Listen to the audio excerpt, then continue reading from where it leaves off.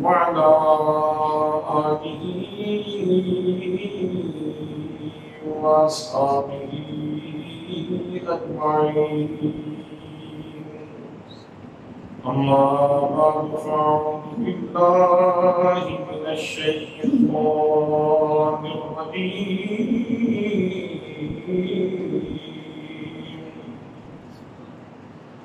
بسم الله الرحمن الرحيم. هل يستوي الذين يعلمون والذين لا يعلمون؟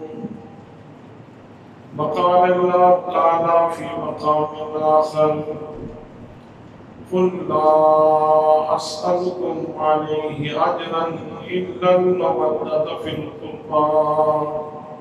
صدق الله مولانا العظيم وصدق رسوله النبي الكريم الأمين الرؤوف الرحيم. الصلاة والسلام عليك يا سيدي يا رسول الله وعلى آلك وأصحابك يا سيدي یا حبیب اللہ.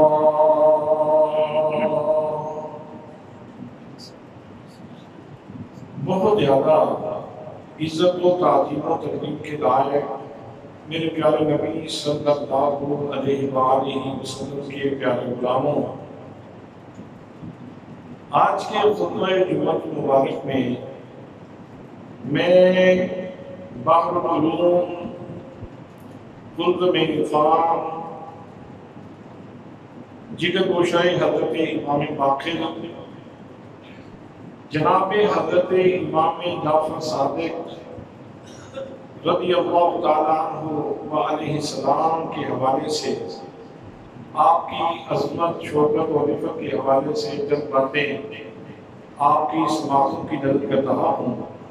دعا ہے کہ اللہ کریم مجھے حق کہنے کی توفیق مرحمت فرمائے، اور ہمیشہ اللہ کریم ہمیں اہل بیت کی محبت میں زندہ رکھے اور اہل بیت کی محبت میں موت نصیب فرمائے. اس لیے کہ یہ وہ ہستیاں ہیں جن سے محبت کا تقاضا خداوند قدوس بھی فرما رہا ہے اور خداوند قدوس کا پیارا محبوب بھی فرما رہا ہے. اللہ کریم کے ارشاد گرامی ہے: قل، اے محبوب آپ فرما دیجئے، لا اسألکم علیہ اجرا، یہ جو میں نے دعوتی فریضہ ادا کیا ہے، میں نے پتھر کھائے ہیں، میں نے تمہیں دین کی طرف بلایا ہے، میں نے تمہارا سینہ روشن کیا ہے، میں نے تمہیں کتاب و سنت کا نور عطا کیا ہے، میں نے اس کے لیے جتنی سٹرگل کی ہے، جتنی محنت کی ہے، جو جہد مسلسل کی ہے، ان ساری چیزوں کے اوپر میں تم سے کوئی اجر طلب نہیں کرتا. معمول ان سے کہو کہ تم میرے قربا سے پیار کرنا، بس قربا سے پیار کرنا. تو اگر قل نہ ہوتا تو پھر شاید یہ بات، یہ مطالبہ ایک ذات کی طرف سے ہوتا. اب اللہ کریم نے اس کو دو گونا کر دیا ہے، دو جہتی مطالبہ ہے. اللہ کریم کی طرف سے بھی مطالبہ ہے کہ حضور صلی اللہ علیہ وسلم کے قربا سے پیار کیا جائے، اور خود رسول اکرم صلی اللہ علیہ وسلم کی بھی ڈیمانڈ ہے کہ حضور صلی اللہ علیہ وسلم کے قربا سے پیار کیا جائے. اور ان سے پیار کرنا یہ ہمارے لیے مفید ہے. ہم اگر ان سے پیار کرتے ہیں تو ان سے پیار کرنا دونوں جہانوں میں ہمارے لیے مفید ہے. اس جہان میں اس لیے مفید ہے کہ وہ ہستیاں اسلام کے بہت قریب ہیں، بلکہ نبی پاک صلی اللہ علیہ وسلم نے ارشاد فرمایا میں تمہارے درمیان دو چیزیں چھوڑ کے جا رہا ہوں، اگر ان دونوں کو مضبوطی سے پکڑو گے تو گمراہی سے بچ جاؤ گے۔ ایک اللہ کی کتاب ہے اور دوسری میں اپنی عطرت، اپنی اہل بیت، اپنی اولاد چھوڑ کے جا رہا ہوں۔ تو گویا ان کو پکڑنا، ان کا دامن تھام کے رکھنا، یہ ہماری ہدایت کے لیے، ہماری کامیابی کے لیے ضروری ہے، اور یہ دامن ہمیں خود مصطفیٰ کریم صلی اللہ تعالیٰ علیہ وسلم عطا فرما کے گئے ہیں۔ جتنا قرآن کو اس کے ساتھ وابستگی اختیار کرنا ضروری ہے اور پیار کرنا ضروری ہے، اتنا ہی ان ہستیوں سے بھی پیار کرنا ضروری ہے، اس لیے کہ یہ بھی قرآن سکھانے والے لوگ ہیں، یہ قرآن سکھانے والے لوگ ہیں۔ حضرات محترم، ان ہستیوں میں جناب سیدنا حضرت امام جعفر صادق رضی اللہ تعالیٰ عنہ کا مقام کیا ہے؟ تو جب بھی کسی ہستی، کسی شخصیت کے بارے میں گفتگو ہوتی ہے تو دو چیزیں ضرور پیش نظر رکھی جاتی ہیں۔ پہلی بات یہ ہے کہ اس شخصیت کا نسب کیسا ہے، اور دوسری بات یہ ہے کہ اس شخصیت کا حسب کیسا ہے۔ نسب کا مطلب یہ ہے کہ اس کا باپ کیسا ہے، اس کی ماں کیسی ہے، اس کے دادا کیسے ہیں، اس کے نانا کیسے ہیں، اور حسب کا مطلب یہ ہے کہ اس کا ذاتی کیفیت کیا ہے، کریکٹر کیا ہے، زندگی کے خد و خال کیا ہے، زندگی کی روش کیا ہے، اور کن خطوط کے اوپر اس ہستی نے زندگی گزاری ہے۔ میرے دوستوں، میرے بھائیوں، اگر ان دو چیزوں کو بنیاد بنا کے ہم حضرت امام جعفر صادق رضی اللہ تعالیٰ عنہ کی شخصیت کو دیکھتے ہیں، حضرت امام جعفر صادق رضی اللہ تعالیٰ عنہ کے والد گرامی حضرت امام باقر رضی اللہ تعالیٰ عنہ کی ذات گرامی، اور امام باقر وہ شخصیت ہے کہ ابن مدینی نے کہا کہ حضرت جابر بن عبداللہ رضی اللہ تعالیٰ عنہ نے بیان فرمایا کہ میں حضور صلی اللہ تعالیٰ علیہ وسلم کی خدمت میں حاضر ہوا، میری آقا کریم صلی اللہ تعالیٰ علیہ وسلم کی گود میں حضرت امام حسین رضی اللہ تعالیٰ عنہ موجود تھے، تو آپ نے مجھے مخاطب ہو کے ارشاد فرمایا جابر یہ میرا بیٹا حسین ہے، اور اس کی نسل میں، اس کی اولاد میں ایک بیٹا ہوگا جس کو میدان معاشر میں سید العابدین کے لقب سے یاد کیا جائے گا۔ اس کی اولاد میں ایک لڑکا ہوگا، ایک بچہ ہوگا جس کو میدان معاشر میں سید العابدین کے لقب سے یاد کیا جائے گا، اور پھر اس کے گھر میں ایک بچہ پیدا ہوگا جس کا نام محمد باقر ہوگا، اس کا نام محمد باقر ہوگا، اور تم جب ان سے ملو گے امام باقر کو جب تم ملو گے، حضرت جابر سے آپ ارشاد فرما رہے ہیں جب تم محمد باقر سے ملو تو انہیں میرا سلام کہنا، امام باقر سے جب تم ملو تو انہیں میرا سلام کہنا۔ وقت گزرتا گیا، حضرت جابر رضی اللہ تعالیٰ عنہ کو اللہ کریم نے طویل زندگی عطا فرمائی۔ گویا میرے امی آقا صاحب علم لدنی آقا دیکھ رہے تھے کہ جابر کی زندگی کتنی لمبی ہوگی کہ جس نے اتنے سارے اخبار دیکھنے ہیں۔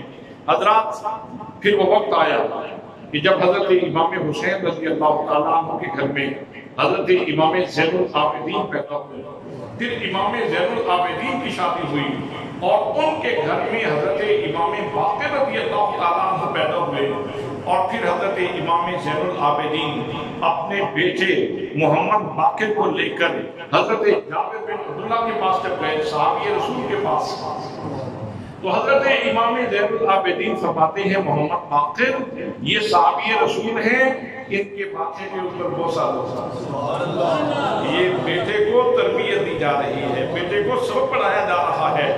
آج لوگوں نے اسلام کی دیواریں متزلزل کر دی ہیں، اسلام کا قلعہ متزلزل کر دیا ہے، صحابہ اور اہل بیت کے درمیان نفرتیں بیان کر کے، اور سمجھتے ہیں کہ شاید یہ دو مورچوں کے لوگ تھے، حالانکہ ایسی بات نہیں ہے، ان میں تو باہم بہت زیادہ محبت تھی۔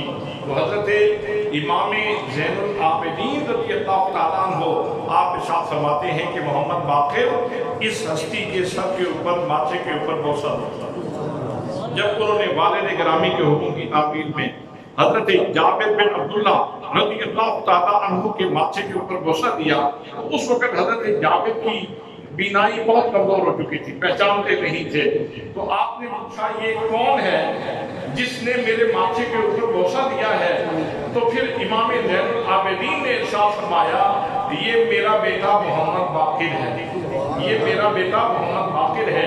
تو اس وقت حضرت جابر رضی اللہ تعالیٰ عنہ نے آپ نے ارشاد فرمایا کہ مجھے سرور عالم صلی اللہ تعالیٰ علیہ وسلم نے اس وقت ارشاد فرمایا تھا جب حضرت حسین میرے آقا کی گود میں تھے، تو میرے آقا نے فرمایا تھا میرے اس حسین کی اولاد میں ایک بیٹا ہوگا جس کا نام زین العابدین ہوگا، اور جس کو میدان محشر میں سید العابدین کے لقب سے یاد کیا جائے گا، اور پھر اس کے ہاں ایک بیٹا پیدا ہوگا جس کا نام محمد باقر ہوگا۔ تو میرے آقا نے فرمایا تھا جابر جب تم محمد باقر سے ملو تو اسے میرا سلام کہنا، لو شہزادو آج وہ ڈیوٹی میں ادا کر رہا ہوں، وہ امانت تم تک پہنچا رہا ہوں، رسول اللہ کا تمہارے اوپر سلام ہے۔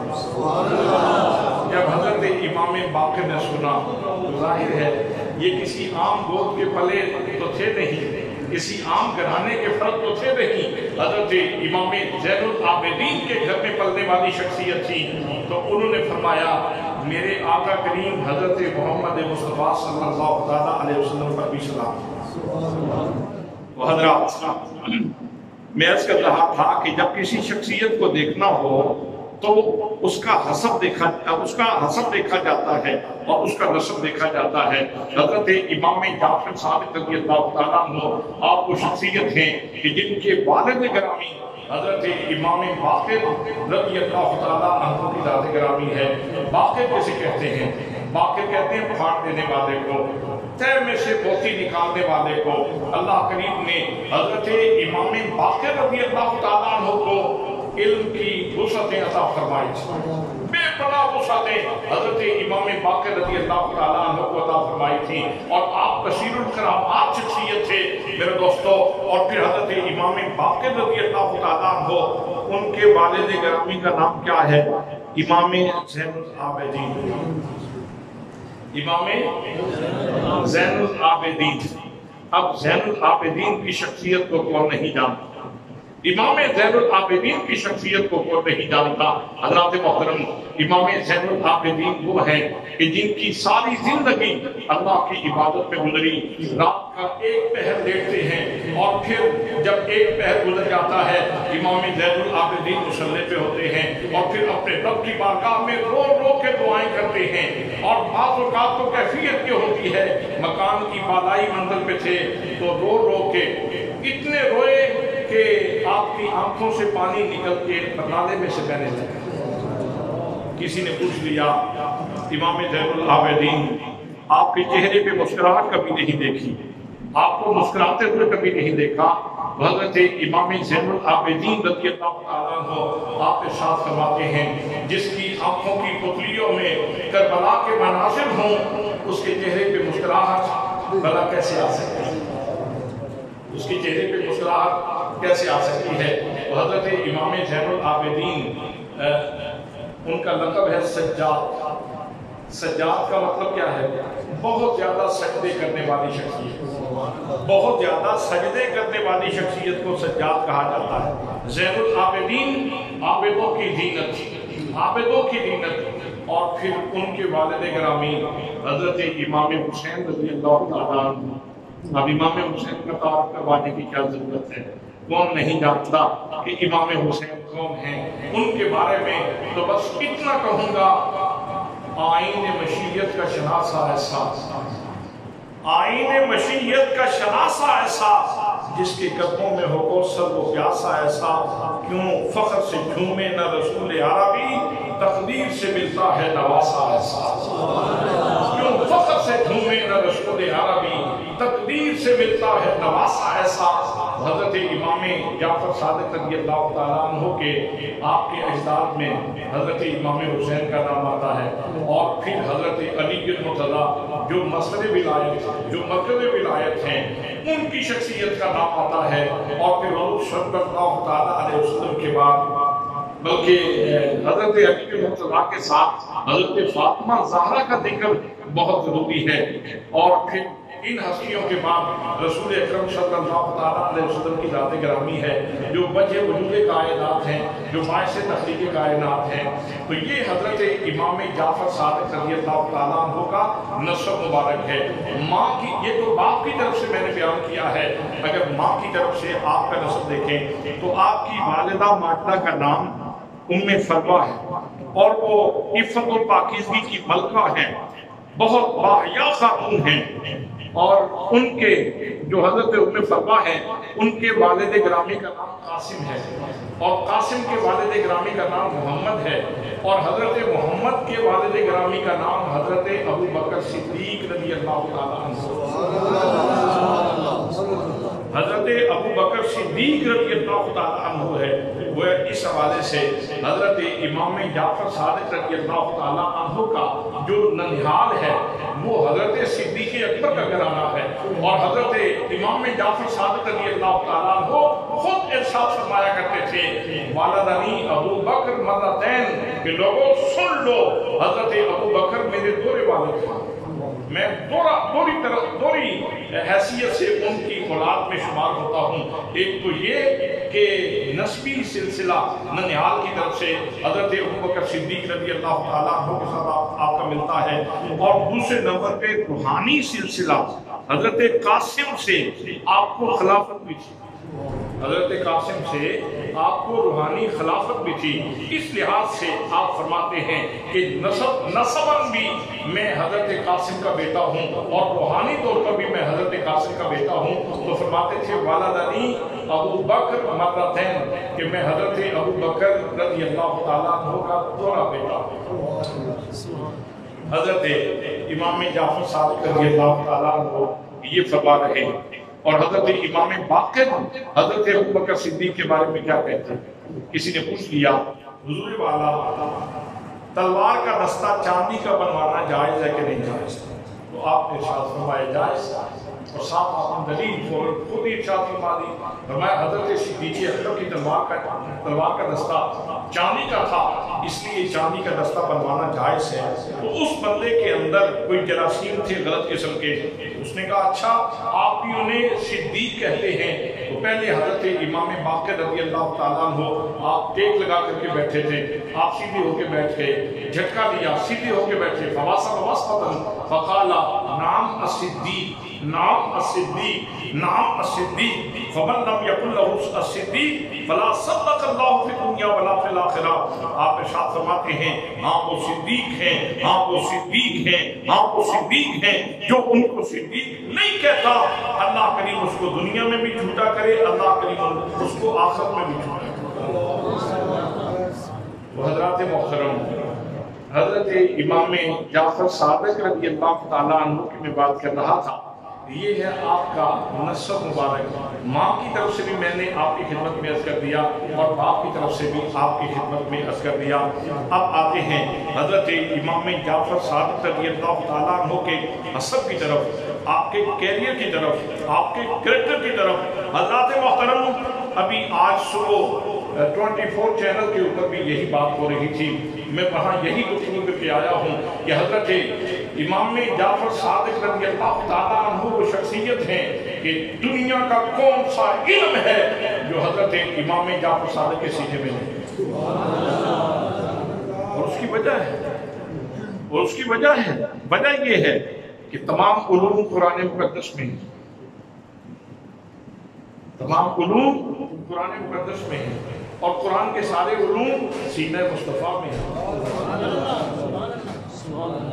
قرآن کے سارے علوم سینہ مصطفیٰ میں ہیں، اور سینہ مصطفیٰ اگر پورا شہر ہے تو اس کا دروازہ حضرت علی المرتضیٰ ہے، اور حضرت علی المرتضیٰ کی جو علمی وراثت، شعوری وراثت اور ادراکی وراثت، یہ حضرت امام زین العابدین اور امام حسین، امام حسن مجتبیٰ ان کو نصیب ہوئی، پھر امام زین العابدین کی طرف منتقل ہوئی، اور حضرت امام باقر رضی اللہ تعالیٰ عنہ کی طرف منتقل ہوئی۔ حضرات محترم، ادراک اور احساس کے اعتبار سے بڑے ذکی اور بڑے فطین تھے.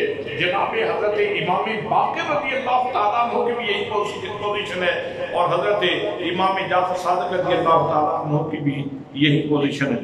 اگر امام حسن مجتبی رضی اللہ تعالیٰ عنہ کا دور پرسکون دور ہوتا، اگر حضرت امام حسین رضی اللہ تعالیٰ عنہ کا دور پرسکون دور ہوتا تو پتہ نہیں ان کے علوم سے دنیا کتنی مستفید ہوتی، کتنی مستفید ہوتی.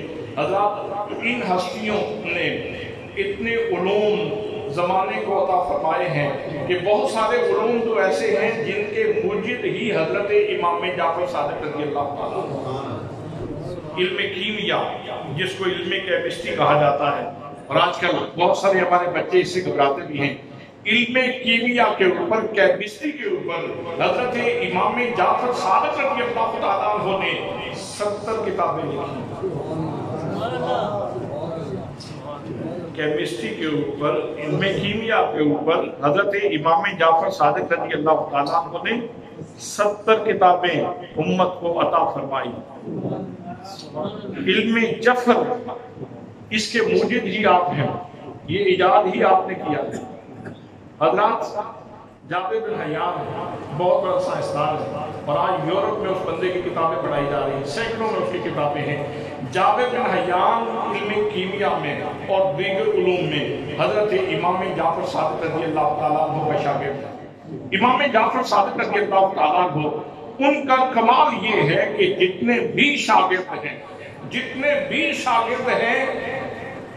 جس نے بھی آپ کے سامنے زانوں میں تلفظ طے کیا ہے اپنے فن میں وہ امام بن گیا. کسی نے کیمسٹری پڑھی تو وہ کیمسٹری میں امام بن گیا، کسی نے علم ہندسہ پڑھا تو علم ہندسہ میں وہ زمانے کا امام بنا، کسی نے فقہ پڑھی تو فقہ میں زمانے کا امام بنا. حضرت امام اعظم ابو حنیفہ جن کے سامنے فقہ کے سارے امام، جن کے بارے میں کہا جاتا ہے کہ یہ سارے عیال ابی حنیفہ ہیں، یہ ابو حنیفہ کی اولاد کا درجہ رکھتے ہیں، چاہے امام شافعی ہوں، امام احمد بن حنبل ہوں، امام مالک ہوں، یہ عیال ہیں حضرت امام اعظم ابو حنیفہ کے. اور امام اعظم ابو حنیفہ رضی اللہ تعالیٰ عنہ یہ حضرت امام باقر کے بھی شاگرد ہیں، امام جعفر صادق کے بھی شاگرد ہیں. خود فرماتے ہیں حضرت امام اعظم ابو حنیفہ خود ارشاد فرماتے ہیں لو سنتان لہلک النعمان، فرماتے ہیں اگر ابو حنیفہ کی زندگی میں وہ 2 سال نہ ہوتے جن 2 سالوں میں اس نے حضرت امام جعفر صادق سے استفادہ کیا ہے تو یہ نعمان یعنی ابو حنیفہ تو ہلاک ہو جاتا. ابو حنیفہ تو ہلاک ہو جاتا اگر حضرت امام جعفر صادق رضی اللہ تعالیٰ عنہ سے مستفید نہ ہوتا، استفادہ نہ کرتا. حضرت امام مالک رضی اللہ تعالیٰ عنہ وہ بھی حضرت امام جعفر صادق رضی اللہ تعالیٰ عنہ کی شاگرد ہیں، اور امام مالک ارشاد فرماتے ہیں کہ میں نے حضرت امام جعفر صادق رضی اللہ تعالیٰ عنہ کو یا تو عبادت میں پایا ہے یا روزے کی حالت میں پایا ہے یا پھر اللہ تعالیٰ کی نشانیوں میں گم پائے. غور و فکر کرتے ہوئے اللہ کی نشانیوں میں تدبر کرتے ہوئے، تفکر کرتے ہوئے، سوچتے ہوئے میں نے ان کو پایا ہے. حضرت امام مالک رضی اللہ تعالیٰ عنہ آپ یہ بھی ارشاد فرماتے ہیں کہ حضرت امام جعفر صادق رضی اللہ تعالیٰ عنہ کے دل میں رسول اکرم صلی اللہ تعالیٰ علیہ وسلم کی اتنی محبت تھی، آقا کریم کی اتنی محبت تھی کہ جب حضور صلی اللہ تعالیٰ علیہ وسلم کا نام آتا تو رنگ زرد ہوتا اور جسم کانپنا شروع کر دیتا. حضرات جس بندے کے دل میں اللہ کے حبیب صلی اللہ علیہ وسلم کا پیار ہوتا ہے اللہ کریم کچھ خاص دروازے بھی اس کے لیے کھول دیتا ہے، اپنے کرم کے کچھ خاص دروازے بھی اس کے لیے کھول دیتا ہے. حضرت امام جعفر صادق رضی اللہ تعالیٰ عنہ آپ وہ شخصیت ہیں کہ جن کے اوپر اللہ کریم کی عنایات کی برکھا برستی رہی. حضرات ایک اور جہت بھی ہے بہت قابل ذکر ہے، وہ یہ ہے کہ وَمِن ذُرِّيَّتِي کے ساتھ 2 دعائیں ہوئی ہیں. ایک حضرت ابراہیم خلیل اللہ علیہ السلام نے دعا مانگی اور ایک دعا نبی مقدم صلی اللہ علیہ وآلہ وسلم نے مانگی اور زمانے نے پھر ان دعاؤں کی قبولیت کا اثر دیکھا. وہ دعائیں مستجاب ہوئیں اور ان کا اثر پھر زمانے نے دیکھا. جناب حضرت ابراہیم خلیل اللہ علیہ السلام کا اللہ نے امتحان دیا، جان سے، مال سے، اولاد سے، وطن سے، سارے امتحانات لیے. جناب ابراہیم علیہ السلام پاس ہوئے. آپ سنتے رہتے ہیں قرآن مقدس نے اس کو یوں بیان کیا وَإِذِ ابْتَلَىٰ إِبْرَاهِيمَ رَبُّهُ بِكَلِمَاتٍ فَأَتَمَّهُنَّ قَالَ إِنِّي جَاعِلُكَ لِلنَّاسِ إِمَامًا قَالَ وَمِن ذُرِّيَّتِي قَالَ لَا يَنَالُ عَهْدِ الظَّالِمِينَ. یاد کرو ان لمحات کو جب اللہ کریم نے حضرت ابراہیم علیہ السلام کو آزمایا، امتحان لیا، تو جناب ابراہیم نے سارے پرچے 100% کیے. تو اللہ کریم نے ارشاد فرمایا قال انی جاعلک للناس اماما، ابراہیم میں اب تجھے زمانے کا امام بناؤں.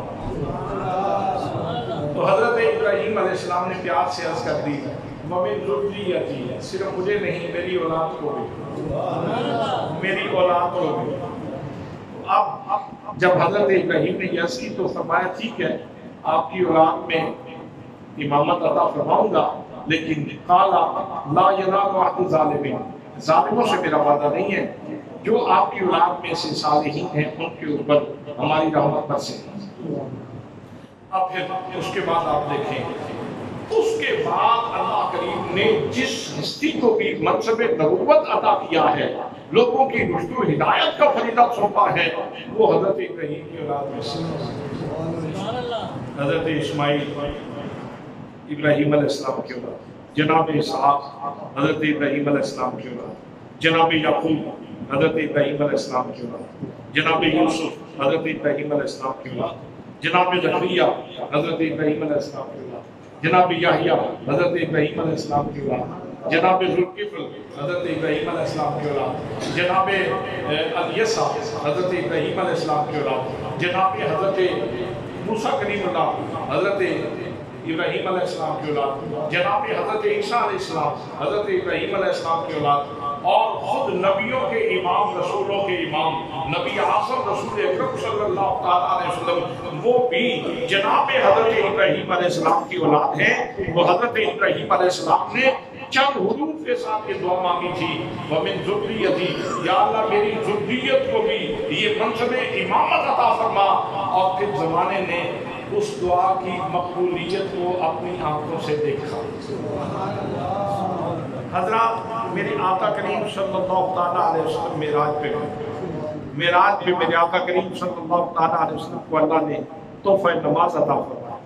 جب میرے آقا نے نماز ادا کی تو نماز میں آپ نے دعا مانگی رب اجعلنی مقیم الصلاۃ ومن ذریتی، یا اللہ مجھے نماز قائم کرنے والا بنا اور میری اولاد کو نماز قائم کرنے والا بنا. یہ حضور صلی اللہ تعالیٰ علیہ وسلم کی دعا ہے. اور یہ کیسے ہو سکتا ہے کہ نبیوں کا امام دعا مانگے اور دعا مستجاب نہ ہو؟ اللہ نے اس دعا کی قبولیت کے نقوش زمانے پہ یوں ظاہر فرمائے کہ اللہ نے بیٹی ایسی دی کہ ایک سجدے میں رات پوری ختم ہو سکتا. اگر رات کے بس میں ہوتا تو رات پھیل جاتی. رات کو تقدیر کی زنجیریں پڑی ہوئی تھی، اس لیے رات پھیل نہیں سکتی تھی، وگرنہ حضرت زہرا بطول کے سجدے کے لیے رات پھیل جاتی تاکہ آپ جی بھر کے اللہ کریم کی تسبیحات کہہ سکتی.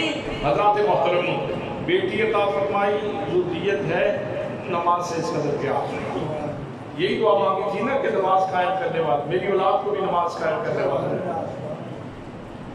حضرت علی المرتضیٰ بحیثیت داماد وہ بھی آل میں سے ہیں، اور چادر کے نیچے بھی ان کو آلے کسار میں سے بھی ان سے شمار ہوتا ہے. اب ان کی نماز کے کیا کہنے ہیں کہ ان کی ایک نماز کے لیے زمانے کا نظام ہی بدل دیا جائے، ان کی روٹین خراب نہ ہو. ان کا ادا سے قضا تک کا سفر بھی برداشت نہیں کیا گیا. یہ ادا پڑھنے کے عادی ہیں تو یہ نہیں ہوگا کہ ان کو کہا جائے کہ تم قضا کر لو. یہ ادا سے قضا تک کا سفر برداشت نہیں، اتنی تبدیلی برداشت نہیں. کہا زمانے کی نماز بدل دو لیکن ان کی نماز اپنی جگہ پہ رہے. ان کی نماز اپنی جگہ پہ رہے اور سورج کو بدلا. ویسے یوں بھی ہو سکتا تھا آپ فرما دیتے کہ پڑھ لو تمہیں ادا کا ثواب ملے گا، لیکن نہیں، سورج کو باقاعدہ ڈوبے ہوئے سورج کو واپس ہوا. اور سورج سے آپ جانتے ہیں کہ سارا ٹائم ٹیبل بنتا ہے، جتنے دن اور رات کے تعینات ہیں وہ سارے کے سارے سورج کے حوالے سے طے پاتے ہیں. اب فلاں وقت ہے، اب فلاں وقت ہے، اب فلاں وقت ہے، اب فلاں وقت ہے. سورج زمانے کی نبض ہے. حضرت علی بن مرتضیٰ کی نماز، ان کا سجدہ، ان کا ذکر اتنا محترم ہے کہ زمانے کی نبض بدل دی، ان کی نماز کی روٹین خراب نہیں ہوئی. سبحان اللہ. حسن مجتبیٰ ہے ذریت میں، حسن مجتبیٰ ذریت میں ہیں. ان کی نماز کیسی ہے؟ وہ کہتے ہیں ان کا پیغام تو اتنا میٹھا ہے، اتنا میٹھا پیغام ہے کہ جس کی رس انسان جب تصور کرے تو اس کی رس محسوس کرتا ہے. فرماتے ہیں جب تیرا جی چاہے کہ تیرا رب تجھ سے باتیں کرے تو اس وقت قرآن پڑھ لیا کر، اور جب تیرا جی چاہے کہ تو اپنے رب سے باتیں کرے تو اس وقت نماز پڑھ لیا کر. کتنا میٹھا پیغام حضرت امام حسن مجتبیٰ کا، کتنا خوبصورت پیغام ہے. ان سے آگے حضور صلی اللہ تعالیٰ علیہ وسلم کی ذریت جناب سیدنا امام حسین رضی اللہ تعالیٰ عنہ کی ذات گرامی ہے. حضرات حسین کے سجدے کو تو زمانہ سلام کرتا ہے. ایسا عابد بھی کوئی ہوگا، ایسا ظاہر بھی کوئی ہوگا، ایسا نمازی بھی کوئی ہوگا کہ سارا دن لاشیں وصول کیے، بیٹوں کے لاشیں، بھانجوں کے لاشیں، بھتیجوں کے لاشیں، بھائی کے بازو بھی اٹھا کے لائے، اپنے بیٹے کی بوٹیاں بھی اٹھا کر کے لائے. اور آخری وقت میں سارا جسم چلنی ہے، جسم جو ہے وہ لخت ہے، اور آخری وقت میں ابھی ایک تڑپ باقی ہے، اور وہ یہ ہے کہ جاتے ہوئے میں سجدہ کر کے جانا چاہتا ہوں، جاتے ہوئے میں سجدہ کر کے جانا چاہتا ہوں. یہ میرے آقا کی وہ مستجاب دعا کا جو ہے وہ عملی اظہار ہے. وَمِن ذُرِّيَّتِي، میری اولاد میں بھی نماز قائم کرنے والے لوگ، میری اولاد کو بھی نماز قائم کرنے والا بنا. حضرات محترم، پھر آگے حضرت سیدنا امام زین العابدین رضی اللہ تعالیٰ عنہ کی ذات گرامی ہے، جو ہیں ہی زین العابدین، جو ہیں ہی عبادت گزاروں کی زینت، جو ہے ہی اللہ کی بارگاہ میں رونے والے، جن کا لقب ہی سجاد ہے. ان کے بارے میں مزید کچھ کہنے کی ضرورت ہی نہیں ہے. میرے آقا نے ارشاد فرمایا، جیسے میں نے پہلے بھی عرض کی، جناب جابر سے مروی ہے کہ میدان محشر میں ایک ہستی ایسی ہے کہ جن کو سید العابدین کے لقب سے بلایا جائے گا. فرشتہ ندا کرے گا، لوگوں سنو، سید العابدین اللہ کے دربار میں حاضر ہو جائے. اور وہ امام زین العابدین، وہ امام زین العابدین ہوں. حضرات پھر آگے چلیے. حضرت امام باقر رضی اللہ تعالیٰ عنہ، ان کی کیفیت یہ ہے کہ ارشاد فرماتے ہیں، من شغلک عن مطالعۃ الحق فہو تابوتک. سن لے سامع، میری بات کو توجہ سے سن لو کہ ہر وہ چیز یا ہر وہ فرد جو تیری نظر اپنے رب کے جلووں سے ہٹا دے، اپنے رب کی تجلیات سے ہٹا دے، اللہ کی قدرت کے نظارے دیکھنے سے جو بھی چیز، جو بھی فرد تیری نظر ہٹا دے، وہ تیرے لیے فائدہ مند نہیں ہے، وہ تیرا تابوت ہے، تیرے لیے تابوت ہے، وہ تیرے لیے شیطان کا درجہ رکھتا ہے. اس لیے جو بھی چیز تیری نظر کو بدلنے کی کوشش کرے، تیری نظر کو بدلنے کی کوشش کرے، تو شیطان سمجھ کے اس کو جھٹک دینا. اپنے رب سے نظر نہ ہٹانا، اپنے رب سے نظر نہ ہٹانا، اس کے جلووں سے نظر نہ ہٹانا. یہ حضرت امام باقر رضی اللہ تعالیٰ عنہ کا فرمان ہے. اور حضرت امام جعفر صادق رضی اللہ تعالیٰ عنہ، جن کے بارے میں آج ہم گفتگو کر رہے ہیں، ان کے بارے میں عرض کروں کہ حضرت داؤد طائی آپ کے پاس آئے اور آ کے کہنے لگے، حضور مجھے نصیحت کیجئے، دل سیاہ ہو گیا، دل سیاہ ہو گیا. یہ عاجزی انکساری ہے. حضرت داؤد طائی بہت بڑے زاہد تھے، لیکن کہتے ہیں دل سیاہ ہو گیا ہے، آپ مہربانی فرمائیں کوئی نصیحت ہو. آپ نے فرمایا کہ آپ تو خود بہت بڑے زاہد ہیں، عبادت گزار ہیں، آپ کا دل کیسے سیاہ ہو سکتا ہے؟ میں تو خود پریشان ہوں. امام جعفر صادق رضی اللہ تعالیٰ عنہ آپ ارشاد فرماتے ہیں میں تو خود حیران ہوں، خود پریشان ہوں۔ کس بات میں؟ فرماتے ہیں میں خود اس بات میں پریشان ہوں کہ اگر نبی کریم صلی اللہ تعالیٰ علیہ وسلم نے، میرے جد امجد نے اگر مجھ سے پوچھ لیا کہ تم نے میری اتباع کا حق ادا کیا ہے یا نہیں ادا کیا تو میں کیا جواب دوں؟ حضرات آج ہم 2 4 5 نمازیں پڑھ لیں تو اس کے بعد خام خواہ کا ایک بخار ہمیں ہو جاتا ہے اور ہم اپنے آپ کو بہت بڑا نمازی سمجھنے لگتے ہیں اور دوسرے لوگوں کو آپ کو گناہگار سمجھتے ہیں اور ان کو حقارت کی نظر سے دیکھتے ہیں۔ آپ خود اندازہ فرمائیں یہ گھرانہ کون سا ہے، کس کی گود میں پلنے والی شخصیت ہے، کس گھرانے میں آنکھ کھولنے والی شخصیت ہے، اور ان کی تربیت کرنے والے لوگ کون ہیں، اور ان کا ذاتی کیریئر کریکٹر کیا ہے۔ یہ زندگی اتنی احتیاط سے گزارتے ہیں کہ کوئی لمحہ ایسا نہ آئے کہ جس میں اللہ اور اس کے رسول صلی اللہ تعالیٰ علیہ وسلم کی نافرمانی ہو جائے۔ پھر بھی جب حضرت داؤد طائی کہتے ہیں کہ نصیحت فرمائے تو فرماتے ہیں میں تو خود حیران ہوں، اگر میرے جد امجد نے، آپ کو سمجھ آ رہی میری بات؟ یہ جملہ انتہائی قیمتی ہے، یہ جملہ انتہائی قیمتی ہے۔ آج کی پوری تقریر کا مغز سمجھ لیں، اس کو مغز سمجھ لیں جو ابھی بات عرض کر رہا ہے۔ آپ نے فرمایا کہ اگر میرے جد امجد نے مجھ سے پوچھ لیا کہ تو نے میری اتباع کا حق ادا کیا ہے یا نہیں کیا تو میں کیا جواب دوں؟ حضرت داؤد طائی کی چیخ نکل گئی، رونے لگ گئے، دھاڑے مار کے رونے لگے اور کہنے لگے اللہ اکبر، وہ ہستی کہ جن کا خمیر رسول پاک کے خون سے ہے، وہ ہستی کہ جن کا خمیر رسول پاک صلی اللہ علیہ وسلم کے خون سے ہے، اگر وہ اپنے رب سے اتنا ڈرتے ہیں اور اللہ کے رسول کی بارگاہ میں پیشی سے اس قدر ڈرتے ہیں، داؤد طائی بیچارہ کیا کرے؟ داؤد طائی بیچارہ کس زہد پہ مان رکھے، کس زہد کے اوپر بھروسہ کرے، کس زہد کے اوپر جو ہے وہ آسرا رکھے کہ میں بڑا زاہد ہوں، میں بڑا عبادت گزار ہوں۔ حضرات محترم، آپ فرماتے ہیں کہ یہ ایسا سوال ہے کہ جس کا جواب یہ نہیں دیا جا سکتا کہ میرا نسب آپ سے ملتا ہے۔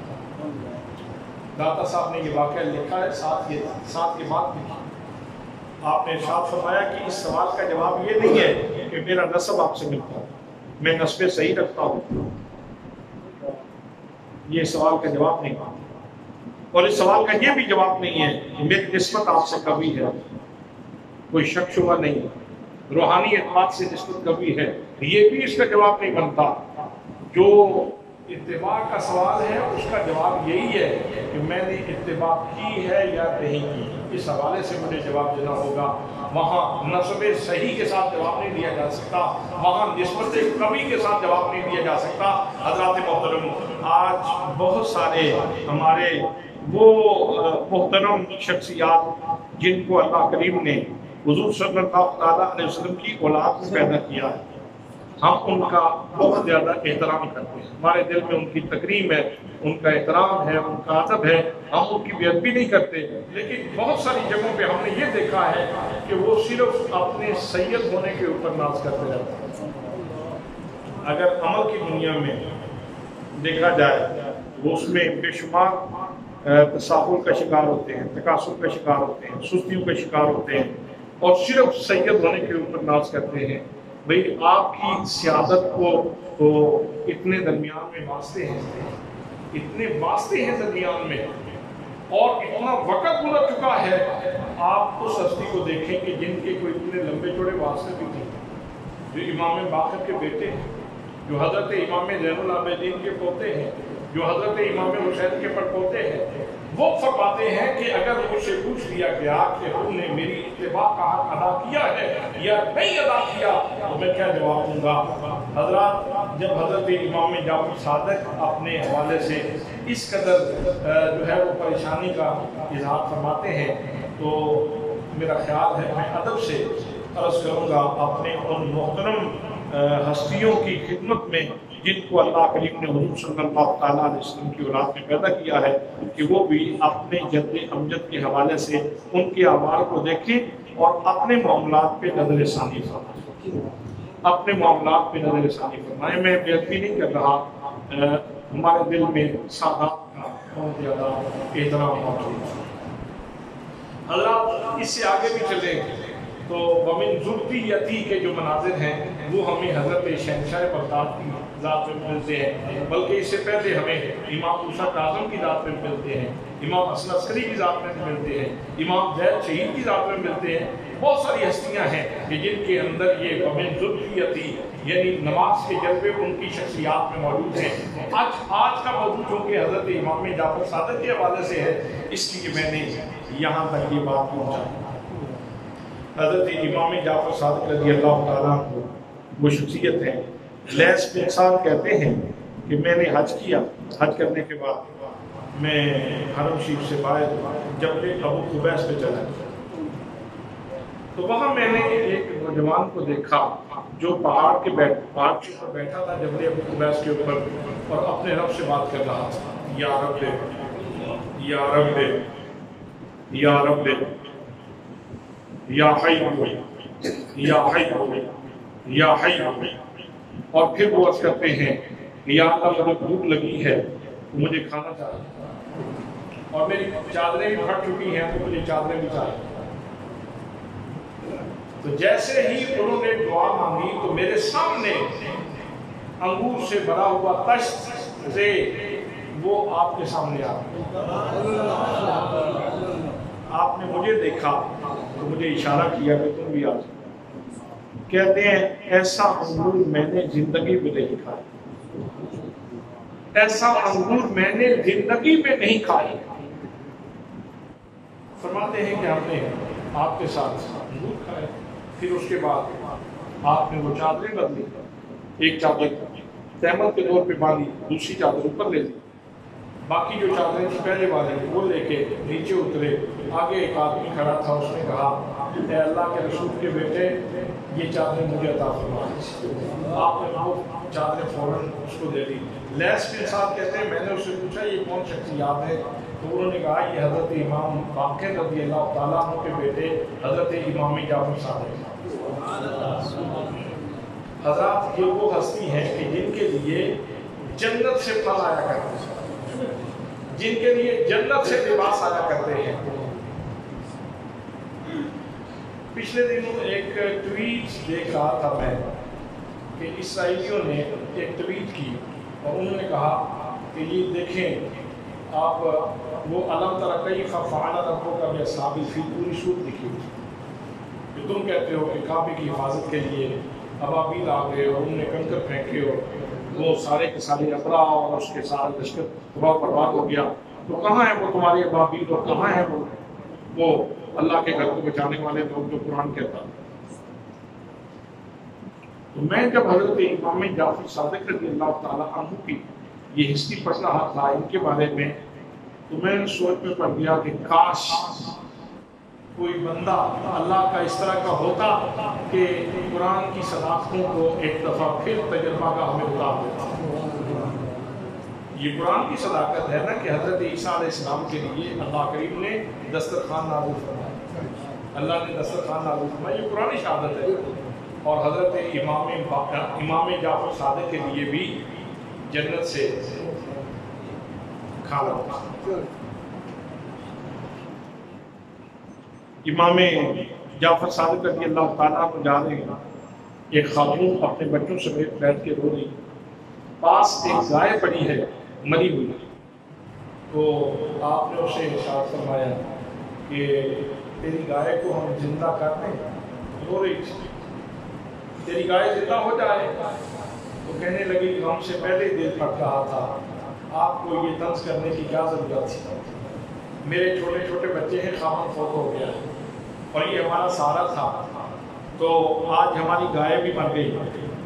تو حضرت امام جعفر صادق رضی اللہ تعالیٰ عنہ نے ارشاد فرمایا میں مذاق نہیں کر رہا، آپ نے پاؤں کی ٹھوکر ماری اور مری ہوئی گائے زندہ ہو،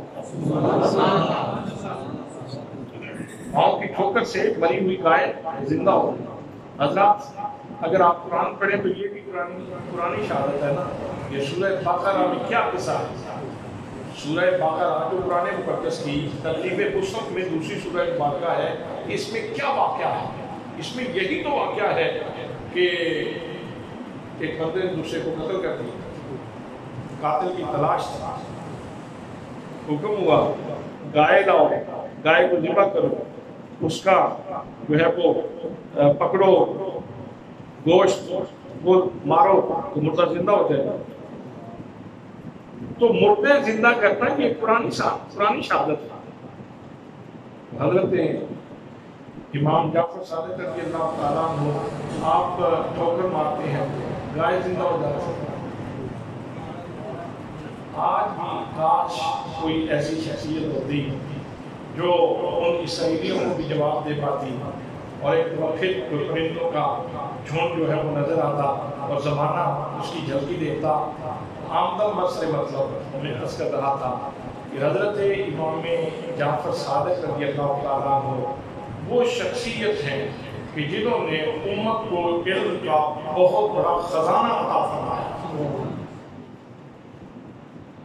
اور آپ کی فکر وہی ہے جو آپ نے امام مالک کو پڑھائی ہے، جو آپ نے حضرت امام اعظم ابو حنیفہ کو پڑھائی. اور حدیث میں اتنے سکہ ہیں کہ آپ جانتے ہیں کہ فن حدیث کے علماء راویوں کے اوپر بحث کرتے ہیں، اس بندے کے اندر فلاں خامی ہے، اس کے اندر فلاں خامی ہے، یہ بندہ جو ہے اس لحاظ سے قوی ہے، اس لحاظ سے ضعیف ہے. نقاد علماء شخصیات کے اوپر تبصرے کرتے ہیں اور ان کی صفات یا ان کا ذوق بیان کرتے ہیں. لیکن یہ بڑی خوبصورت بات ہے کہ جب حضرت امام جعفر صادق کا نام آ جائے، امام جعفر صادق کا نام آ جائے تو وہاں محدثین کہتے ہیں ہمارے سے آگے کلام کرنے کی ضرورت نہیں، جعفر صادق آ گئے تو اس کا مطلب یہ ہے کہ سیکھا. اور صادق آپ کو کہا ہی اس وجہ سے جاتا ہے کہ آپ کی ذات کے اوپر پیغمبر صادق و مصدوق کا سایہ ہے. فیضان رسالت آپ کے پاس موجود ہے.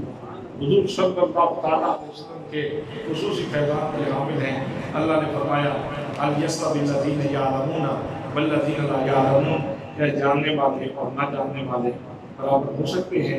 حضرات محترم، یہ مختصر سا تعارف تھا حضرت امام جعفر صادق کا جو میں نے آپ کی خدمت میں عرض کیا. دعا ہے کہ اللہ کریم حضور صلی اللہ تعالیٰ علیہ وسلم کی ذات گرامی کے ساتھ، آپ کے صحابہ کے ساتھ اور آپ کی آل پاک کے ساتھ ہمیں ہمیشہ وفادار رہنے کی اور پیار کرنے کی توفیق نصیب فرمائے. جن دوستوں نے سنتے پڑھنے